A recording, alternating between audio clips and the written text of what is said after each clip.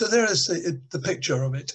What makes the man exceptional is that he called on Europeans to identify themselves as European, not to identify themselves as solely national. And he wasn't saying you're European, not German, or you're European, not French. You are both German and European. You are both British, even British and European. And you can combine the nationalities, the sense of belonging to two entities. You do not have to make big choices that are oppositional. Europe is a consensual arrangement. Everybody is there because they share common values. Hence my problem about Hungary and Poland from the very beginning. But once you share the common values, there is no conflict between your national and your European identity. And there could be no conflict between policies nationally and policies at European level. That's why Brexit is a mistake, as it was quoted earlier, and why we've had to go backwards rather than forwards. Now I have, let me see, 2 or 3 quick points, which are my wind-up points. I'll do that and then slip over to questions and answers, please. As I say, you don't have to give up a British identity to become European, nor do the French, the Italians, the Lithuanians, or the Portuguese. Quite frankly, the whole point is that we are sharing, and sharing is greater than being separate. But the bigger argument, I think, that he was aware of and he made much of in his writings in the 20s and 30s, but has come up to us overwhelmingly as the key argument now, is the technological changes drive the concentration of political control into ever bigger units. As technology has moved, so borders have become less important, they've become irrelevant, they've become too small. The classic example I can give you is that if you take a low-cost airline, you can fly anywhere in Europe within 3 or 4 hours. A missile actually will do that in about 4 minutes.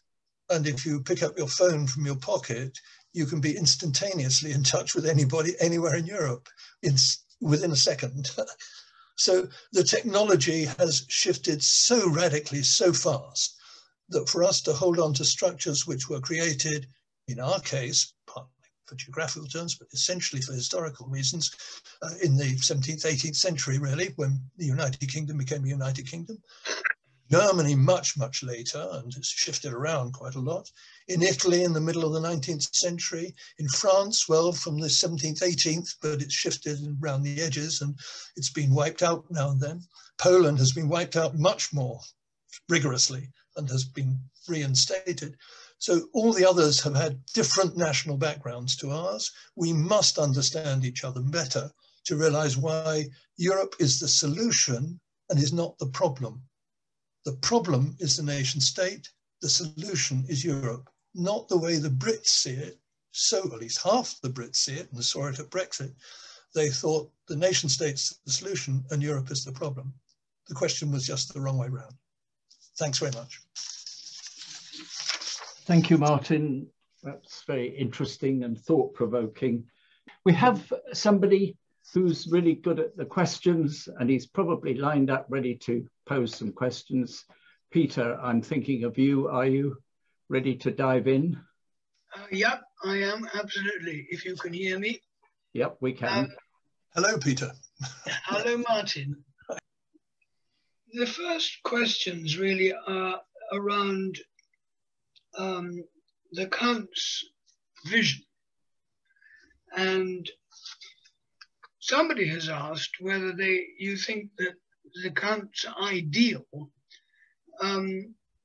compares with Orwell's 1984 dystopia of a world dominated by 3 superstates, with the UK as part of Oceania, the rest of Europe combining with what was then the USSR in Eurasia. So was that part of Coudenhove's feeling that today we would say it'll be China, the USA, and maybe Europe? Well, the simple answer is yes, because when he looked at the great power centers of the world, Pan America wasn't just the USA, it was because the USA also controlled the whole of South America. I mean, with the Monroe Doctrine, no European power could interfere in Central or Southern America. And there was already an organization called Pan America. In fact, it had been written about by a leader of a peace movement just before the First World War, influential book on Coudenhove. That's why he took the title Pan Europa, because Pan America already existed. And from that analysis, the dependencies of any power center were part of the power center. So the dependencies of all the British colonies, for instance, were dependent upon London. So the British Empire was another power center. That at the time included India, of course. So otherwise, I think in a more modern times, he would have said India is a potential power center, just as China is a power center, a rising power center now. And so Africa was essentially divided between colonies which were British, in his view, and in his view, those which were British and those which were French or Belgian or Portuguese or Spanish in the very northern corner. And those would all have belonged to Pan-Europa because they depended upon member states, as it were, of his future Pan-Europa. And whether that's dystopian, like Orwell saw, I think both Orwell and he used this argument that I brought in right at the end there about technological change. The world is going that way. The question is, can you fashion it not to be a dystopia, but to be a utopia? A utopia. And that's what he wanted. He wanted it one that protected the values that he saw as European, traditional values. And in the book Pan-Europa, there's a wonderful chapter or wonderful section of the book summarized in my chapter 7, I think, of the book, which is his analysis of how there once was a first Europe under Alexander, and the second Europe was under the Romans, and the third Europe was under the popes, or whatever the historical entities were. And eventually he comes to the new Europe, which will be the one he's trying to invent after the First World War. So the 8th or the 9th Europe, I can't remember the sequence. It's because he would preserve the best he could out of the traditions. Now, as you described, Martyn, European history is very badly taught, if at all, in Britain, except for the battles we won against the French, yes, of course. Yes, yes. And, you know, we were all brought up, or many people were, and certainly David Cameron was brought up on our island story, and Britain was different. And I think you agree in what you've written and what you've said, that both for Coudenhove and for Churchill and for de Gaulle, Britain's empire in particular made it very distinct from the rest of Europe, and therefore incapable of belonging, or I think what was Churchill's word, it was with but not of, or something like that. So now that we've lost the empire, now that the empire has gone, the question arises, and Monica Dyer, for instance, puts it, is it just a question of time before we become just another European country? I won't go into your question about, you know, the role of the nation state and the role of the federation. I think that's for another day, maybe it's for this evening. But do you think it's possible that this feeling of empire, this feeling of being different because of the empire, because perhaps of the fact that we are an island, that won't change with the passing of the generations, but maybe the loss of empire will, you know, in 10, 20, 30, 40, 50 years, make us less exceptional. Is that something that you would agree with? Well, this is exploring, as it were, my ideas as much as his then. But if you look at the other countries that have gone have accepted Europe as a solution and had empires, or not as extensive as the British Empire, but nonetheless big empires. For a while, the Belgians had a tremendous stake in Southern Africa. The French had a very important stake, which they've maintained as Francophonie, close relations in West Africa in particular, and North Africa, but they only lost the North African one after extremely bloody experiences, and they had an Asian empire, which they lost also in extremely bloody experiences, and nonetheless have found their way into Europe years before us. Why has it taken us so much longer to reassess our position as yet another of those medium to small countries which are in the European landmass with an island or two? Of course, everyone's got the different story, and it was hastened in France, obviously, by being conquered and split between Vichy and Nazi occupied, and where de Gaulle then rallied some of the empire and not the rest in favor of the Free French. And that was all part of their story, but it gets more complicated. The Germans were a nation without colonies because they'd been taken away from them after the First World War. That rankled, that was part of Hitler's appeal, was that here's a great country, Germany, and we ought to have an empire like the French or the British, in particular the British Empire, which he admired inordinately. So the history is very different for each of these different countries, but the general effect is that everyone has lost that. Decolonization has changed the world. There are now over 200 nations in the United Nations, 200 countries, states in the United Nations, I should say.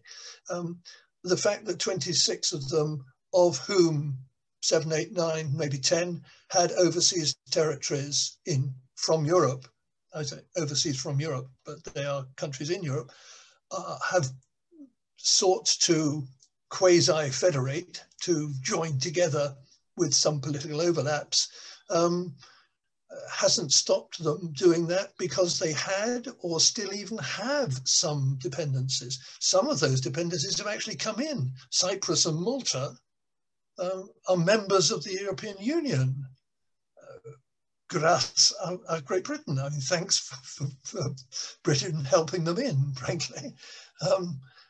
So I don't think that's my take on it. When he was asked this question in one of his talks in Chatham House in the 1930s, 31, I think it was, he said, there would be no objection on the continent if Britain wished to come in with its colonies. After all, the French are invited into Pan-Europa.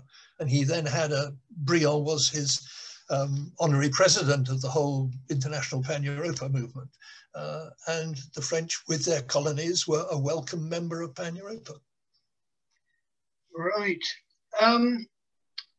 Going on to the kind of building of Europe. You mentioned that Hitler, through force of arms and through kind of working the street, wanted to get his vision of a German-dominated Europe in place. You've mentioned that Coudenhove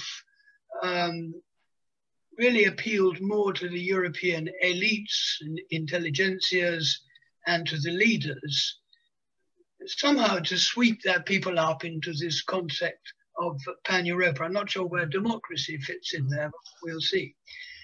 And then you've mentioned,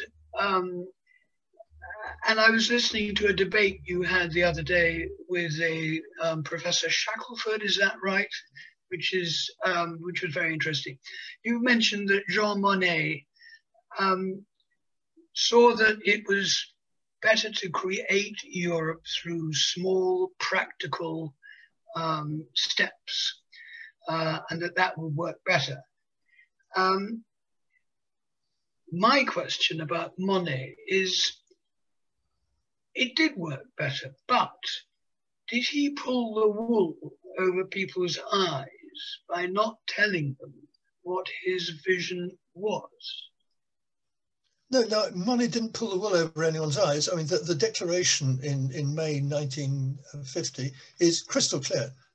Political union is written into the declaration. That's the goal, is political union. Now, Monnet says, well, look, yes, it is the goal, and we all agree, political union, but please don't try and define it. What I want to do now, and think we could do, is put coal and steel together and make it work. And then later they tried defense, but that really was a step too far, and that got shot down in the French Senate. And then they, as on the rebound from that, they had the Messina talks that set up a common market, very broad framework, common market and a customs union. And that went quicker and better than anyone expected. All the tariffs came down in much shorter time than was planned. And that gave us a great boost to the economy internally, and was the saving of Germany. I mean, Germany became the powerhouse on the back of, in a funny way, in a sense, on the back of Messina. But he wasn't deluding anybody. It's just that he said, tactically, you will upset the apple cart if you stress political union. Stress the steps we're taking on a road. It's a journey. We've got to do a bit here, a bit there, strengthen this, strengthen that. Coudenhove quarreled with him about this. I mean, there's correspondence between the two of them where Coudenhove is saying, we're both pursuing the same goal. It's political union. And the answer comes back from Monnet, well, yes, but yes, but that's not the way to go about it. Monnet's one is softly, and Coudenhove's is you must have the intellectual integrity to see that this is what you've got to have.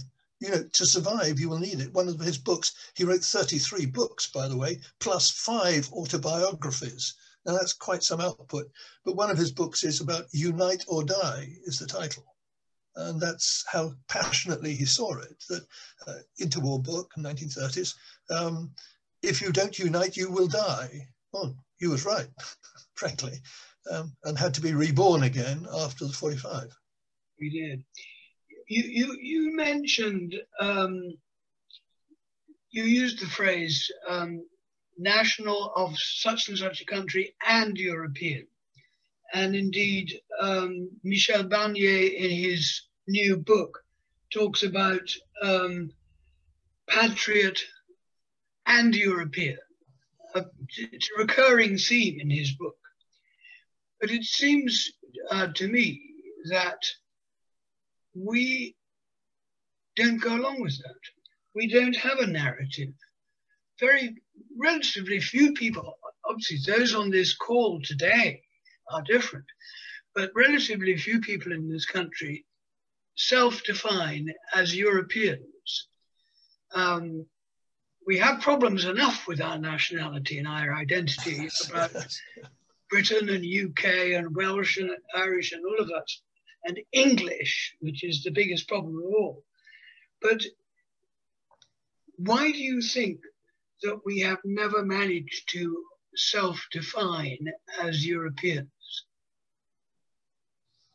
Well, I think the geography has, as it were, helped to delude us. We've always managed in one form or another to stop the invasions happening, at least in modern times. The invasions happened before, but from the Armada onwards, basically, we stopped it. You can argue about the Glorious Revolution, but from the Armada, we stopped. And Napoleon, he gathered an army on the other side of the Channel and didn't have the right winds or didn't have enough ships or whatever it was, and he couldn't come across. Hitler held back after the Blitz. You know, it didn't quite happen. One of the issues that we constantly raise in the group, which is so ably led by Evelyn, and which is often mentioned an issue by Monica, for instance, is the issue of emotion. Now, it seems to me that your talk this evening was the closest we've had. I mean, you may have a federalist end view in mind. I think you do. But it was a very emotional appeal, I felt. And I think the question is, how can we get Britain away from thinking only of economic interest, or maybe strategic defense interest, or maybe database interest, or whatever, and into some level of emotion about which of your characters best laid out the emotional appeal of being European? Well, there is a school of thought that the common market was so successful because Stalin had more tanks. And if there hadn't been the threat from Eastern Europe, the West wouldn't have come together in the common market. Now, you can take that to an extreme, and I think it can be over-exaggerated, but psychologically, the states of Western Europe were frightened. And that helped Monnet's project receive more speedy support from governments. When you see how quickly after the May Declaration in 1950, by 1951, the coal and steel community is up. By 1954, he's left it, Monnet's left it, because basically it's done its work. They've arranged the structures, they've arranged the cash flow, they've fixed the prices, they've shared the output from the Ruhr, which is what it was largely about. And within 3 years, they've established a non-competitive, not rival relationship between those 6 countries, which was very helpful from the American point of view, to know that their allies were not going to try and go to war with each other when there was an Iron Curtain only just beyond them. So the Americans were very supportive and very helpful for that. And the Russians were very perturbed by the coal and steel community and very pleased then when the defense community failed. Just as, if I may put it in very modern terms, they opened champagne in Moscow when the Brexit result was announced. Of course. Because that weakened the European Union by taking 50, 60 million people out of it. And Britain at that, with a seat in the Security Council, with nuclear weapons and all the kerfluffle, all the extra around just a big state, big-ish in European terms, leaving. So Russia has always been the figure on the side, or the influence in one form or another, whether you think it's for good or sometimes for ill, or as a propellant, as it were, to make things happen in the rest of Europe. Martyn and Peter, can I interrupt very briefly? There's an elephant in the room, surely, yep, that you're not mentioning so far, and that is our media. Yeah, there's a nice good silence there, isn't there? Yes. Well, there are to be fair, our media is a very global term. Part of my background is as a journalist, and I think there are elements of the media which are well aware of the nature and the size of the European issue and the bigger historical sweep that I've tried to explain a little here, and the emotional element attached to the notion of identity. And some of them exploit it for all the bad reasons. We know what the bad reasons are. It's partly to do with ownership. It's partly to do with the interests of the owners. And it's partly to do with traditional positions on the political spectrum. They're more left or more right. Far left and far right in particular are antagonistic to this centrist approach of the European Union and the whole, if you like, emotional wave of bringing the countries together. But even when you, or rather when you do strip that away, there is quite a bit of our media that can give us quite a reasonable picture. Dare I say it, The Independent, The Eye, The Guardian, the New European, small weekly, some other of the weekly commentary stuff. The FT gives a pretty good business view on these things.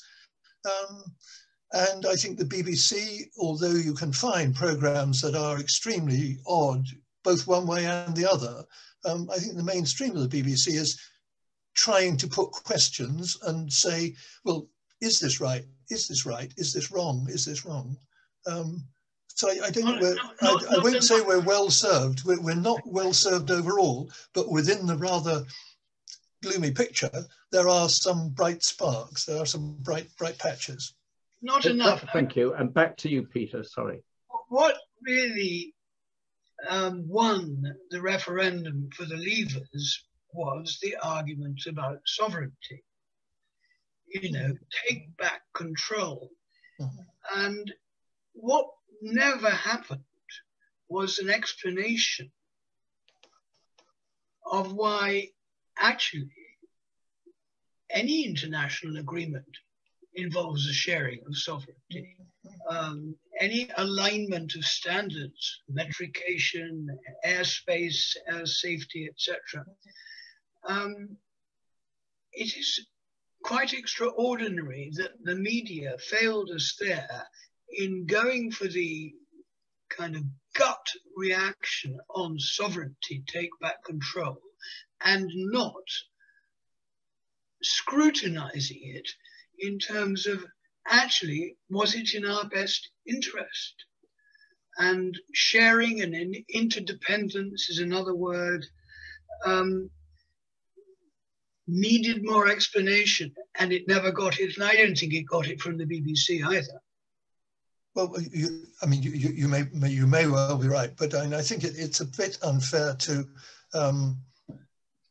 say that, as it were, the other case wasn't put. It's the other case requires you to be rather rational and careful, and it takes a bit of time, and you have to work it out, and you can't just put it on the side of the bus or in the little slogan, take back control.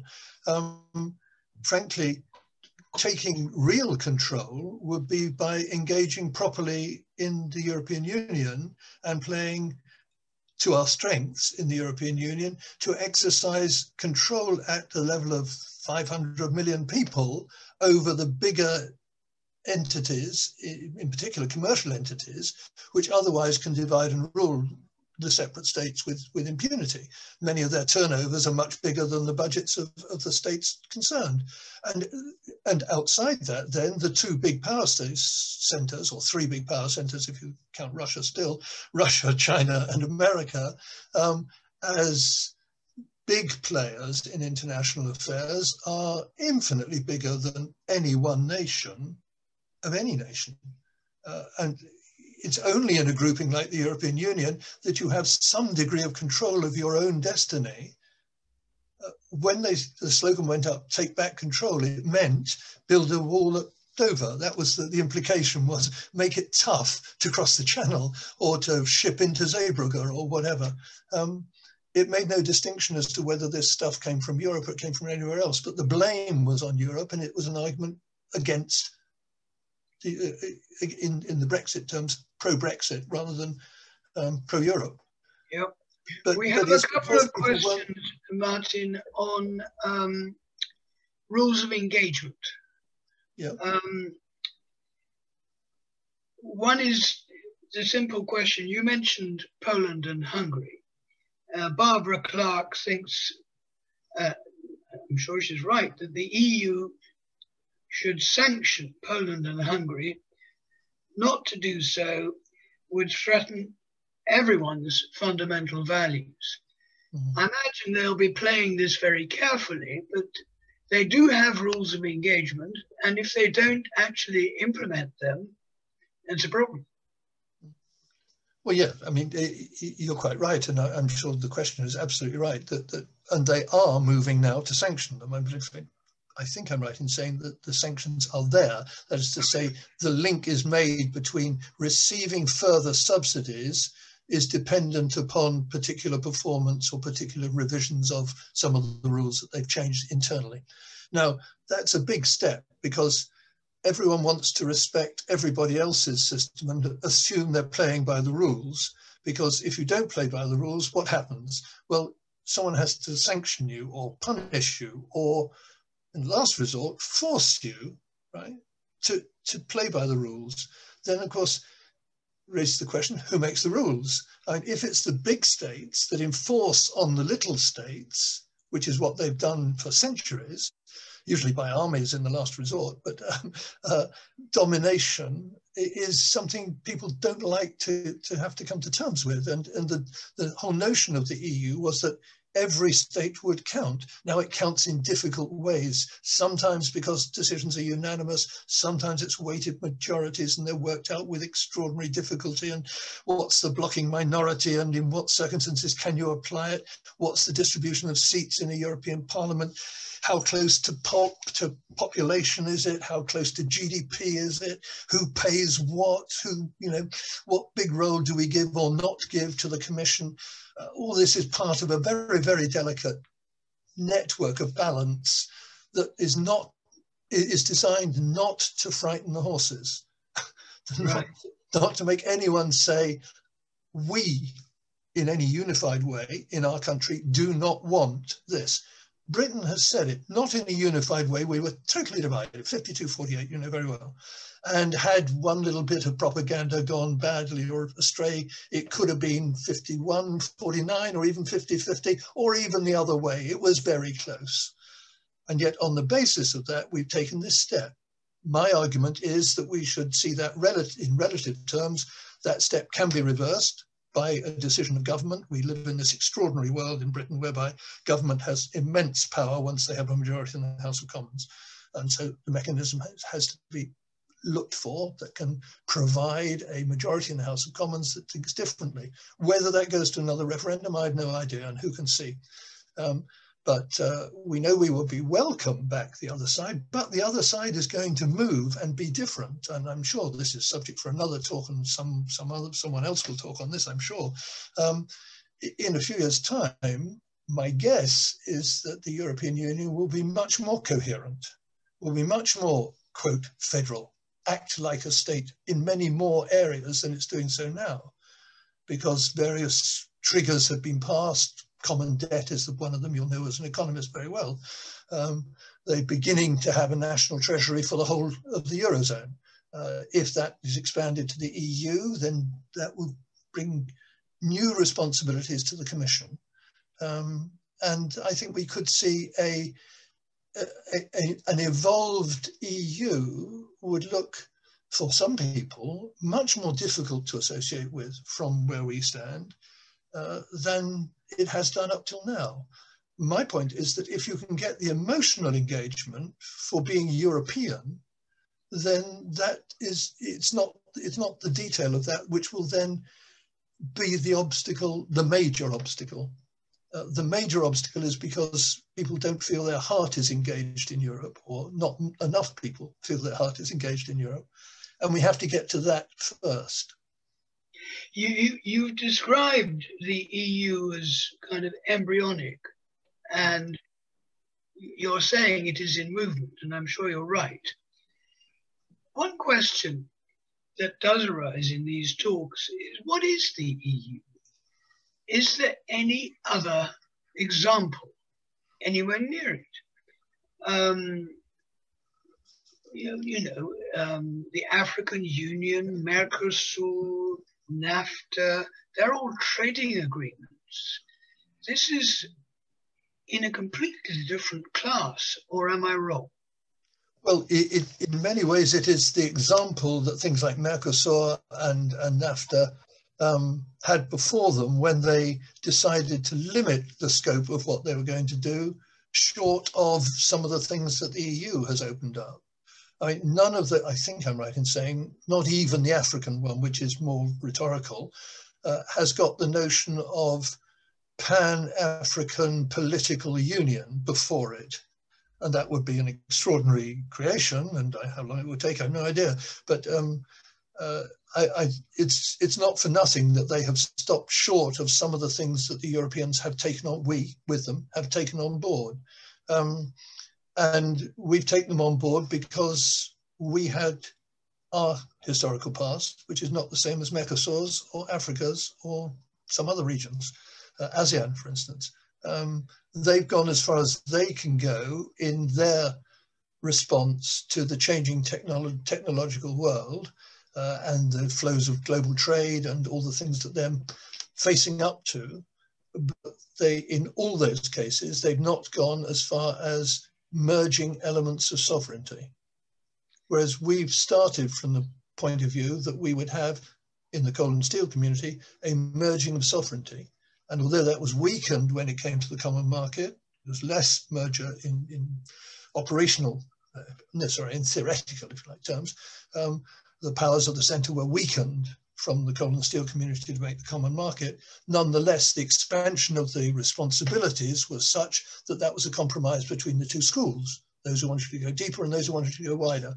And when it came to the enlargements, that's also been the case, that as more and more countries have come in, sometimes more responsibilities have also been added to the function of the centre because they were required by the newcomers. Work in progress. I have two other questions here which have come in. One is again on this rules of conduct from Rosalind, who thinks that the EU is indeed trying to protect itself, to protect its interests against the UK, who is trying to play one country against another. And she wonders how we can give rise to improved bilateral relations, and I guess she means partly with the EU itself and partly with nation states, and get off the UK trying to play pretty rough.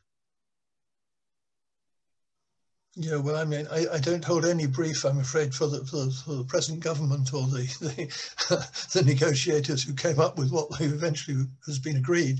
But it's not surprising that this community, which has been hurt by losing UK, wants to compensate for that in some way. I mean, we have been hurt much more than they have. We're going to lose, I think the figure is, please correct me if I'm wrong, but I believe it's 8% of GDP in 6 years, or maybe it's 6% in 8 years. I can't remember what the prognosis from the Treasury was, but it is a massive sum in terms of loss of traditional measure of economic vitality. We're not going to be so well off as we would have been. They also are not going to be quite so well off as they would have been, but it's very minor. It's a matter of if 1%, I'm not sure what. And it's spread over 27 countries, so you notice it less. But they're going to defend themselves. I mean, we are hurting them by tearing ourselves off. You know, it's as if we were an arm and had a mind, and we said, I'm going to pull myself off this body, which I do, but I leave the shoulder bleeding. So not surprisingly, the shoulder is going to say, well, why did you do that? You know, I want to smack you with my other arm. They won't, because they won't do it hard, because we have immense common interests together, whether they're tied into the EU or it's in bilateral relations or it's facing third countries or it's immediate threats. No one's going to really damage each other beyond what's already been done by our, I think, rather foolish decision. Very good. The final question, it comes from a lady who has written to us on email. And she is a Bulgarian, or she came to Britain from Bulgaria. Her name is Sena, if I'm pronouncing that right. She says she came from Bulgaria over half a century ago when she escaped from behind the Iron Curtain. She's an architect. She's built a successful life here. She was awarded last year a fellowship by RIBA for a significant contribution to the architectural profession. And so what is her issue, you may ask? She says, I never lost my foreign accent, although I do speak another 3 EU languages, she puts in brackets. To this day, I'm often asked by the man in the street, and you can see she speaks extremely good colloquial English, where I come from, which marks me out as separate from native English people. She says, my colleagues and my friends here never do this. With this frame of mind, how are people from the UK going to accept their equality with all EU nations, she asks you? Well, I mean, let me give you an illustration. I don't know if this is any comfort to her, I hope so.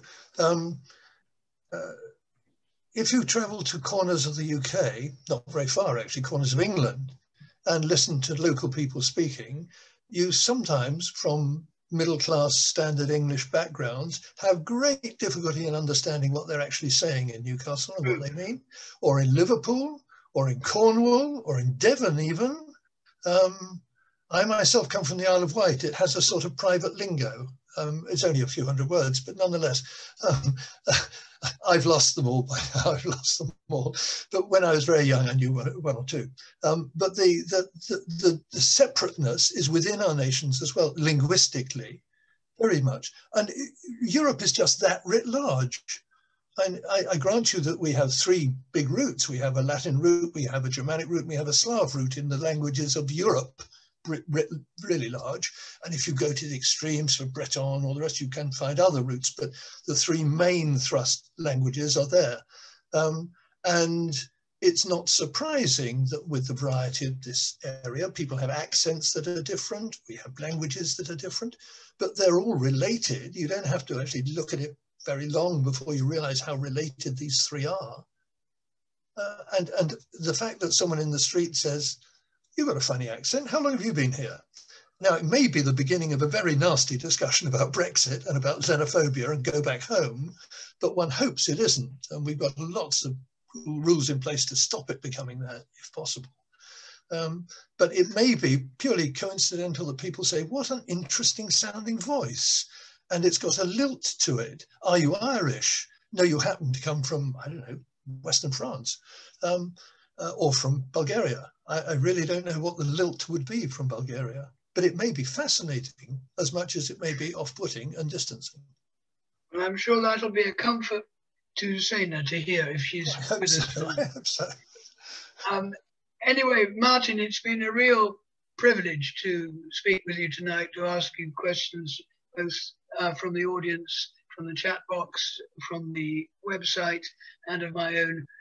And I think we've all learned a lot, and we've all also realized how much more we have to learn. To be, I think in your words, true Europeans as well as English or Welsh or Scottish or whatever we are. So thank you, and I'm going to hand back to Ian, who is in the chair. Thank you, Peter. Looking at the clock, and rather guiltily, may I just pose a point to you, Martyn, because I have been given the job, which I will be doing with all sincerity of thanking you. But before doing that, can I just say that we're in the business of presenting the EU in a favourable way to a whole range of different people. And you've talked about political union, which is worrying to people, but it's voluntary. It's done by a vote. And if for instance, it's a matter of invading somewhere, doing something with our forces, it is our choice. Sorry, when we were members, of course, it would have been our choice whether to follow what most people wanted in the EU. And the same thing applies to regulations and so on. It was all voluntary, surely. And so presenting it as a club and presenting the difficult issues as voluntary, surely that makes it more sellable. Would you agree with that? Well, yes and no. You know, if you were the minister, Ian, and I were advising you, I would say we have had 60 years, more than that, 70 years of the Jean Monnet movement by small steps, occasionally accelerated by someone like Delors, who wanted to go a bit further and a bit faster. But broadly speaking, we've gone at the speed of the slower ships in the convoy. And how much longer do you have to go at the speed of the slower ships of the convoy before you can actually talk to China face to face, or feel safe from Russia, or feel that you're not, in the last resort, exploited from America, that you can speak on equal terms? And Coudenhove would say, you can go so far, but you must answer the basic questions at some stage. Now, Minister, if you're up for re-election, I suggest keep going on the Jean Monnet line, okay? Because that way everyone will think it's all voluntary and you're not forced to do anything. But in fact, you are being forced by external forces infinitely bigger than people are talking about. I mean, China has 91 billion pounds, I read only today rather, in the New European. 91 billion pounds of fixed investment already in this country, and some of it in highly sensitive industries. Do you think that that's going to be better controlled by Whitehall or better controlled from Brussels? I think Brussels is going to be able to put a front to China and say, either there's equivalence, that we have an equivalent investment in your sensitive industries, amongst others, or you dismantle, or we find equivalent exchanges, or whatever. You can't do it as 67 million people to a country of 1.2 billion now, China, something of that order. As a regional bloc of 750 million that Europe would be, and rich and united, you can hold your position in the world. Otherwise, you're global Britain. Good luck. You know, but that it just won't work. So, Minister, my advice, if you want to be re-elected, don't tell the truth. If you really want to save your country, tell the truth. Oh, this is like an episode of Yes, Minister. Sorry about that. Sorry about that. But it was very close. It was very close to the real world. I shall think that over. I think I'm more of a Monet man myself. But Fair anyway, enough. look, we're over time. Thank you very, very much indeed. So thank you on behalf of MoveM and North East Surrey for Europe for a most interesting talk. And can I say to the audience, hopefully your appetite will be whetted sufficiently to buy Mr. Bond's book, Hitler's Cosmopolitan Bastard. And if you're looking it up, don't forget Martyn has got a Y in it. So thank you very much, Martyn. It's been a delight to hear from you. My pleasure. Thank you very much for inviting me. Thank you. Thank you all.